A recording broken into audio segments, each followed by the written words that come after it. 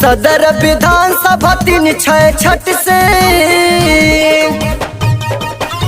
सदर विधानसभा 3-6 से नदीम जावेद के जितैहा भैया के विधायक बनैहा बटन पंजा पे दबैहा राहुल प्रियंका गांधी के सपना के करीहा साकार हो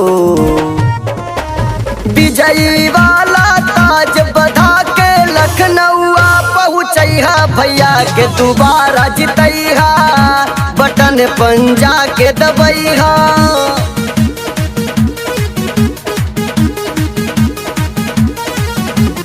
नदीम जावेद जिंदाबाद जिंदाबाद। राहुल गांधी नदीम जावेद जिंदाबाद जिंदाबाद। प्रियंका गांधी नदीम जावेद जिंदाबाद जिंदाबाद।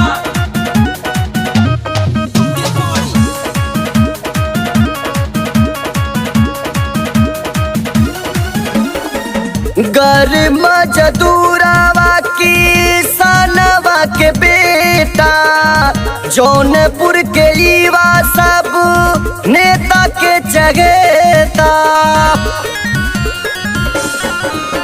हो गरीब मजदूरवा किसानवा के बेटा जौनपुर के युवा सब नेता के चहेता सदर विधानसभा से जिता के बीजेपी के अंगूठा दिखैहा बटन पंजा के दबैहा विधायक नदीम के बनैहा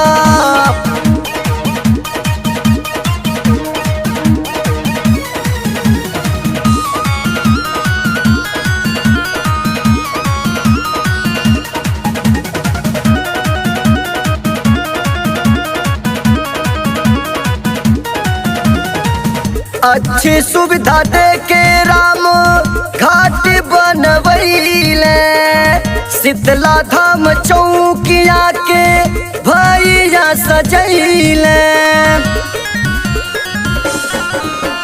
ओ अच्छी सुविधा दे के राम घाट बनवैले शीतला धाम चौकिया के भैया सजवैले हिंदू मुस्लिम मिलजुल के सब एक राह अपनैहा बटन पंजा के दबैहा नदीम के विधायक बनैहा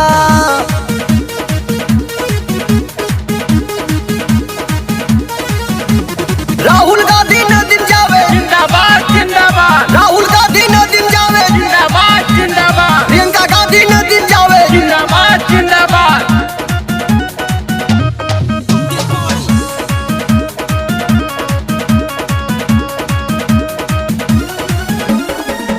कोने कोने बिजली के तार दौड़ैले सिटी स्टेशन भंडारी के चमकैले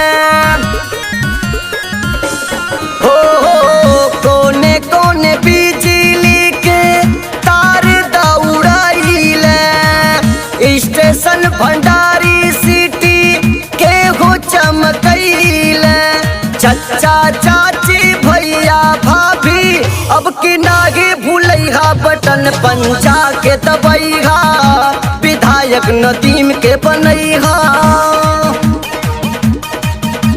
नदीम जावेद जिंदाबाद जिंदाबाद। राहुल गांधी नदीम जावेद जिंदाबाद जिंदाबाद। प्रियंका गांधी नदीम जावेद जिंदाबाद जिंदाबाद।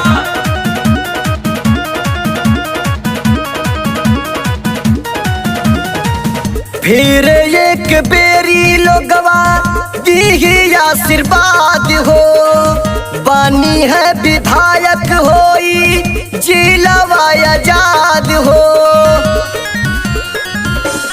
ए हो फिर एक बेरी लोगवा दी आशीर्वाद हो बानी है विधायक होई जिलावा आजाद हो राहुल गांधी प्रियंका दीदी के यूपी सीएम बनैहा बटन पंजा पे लगैहा विधायक नदीम के बन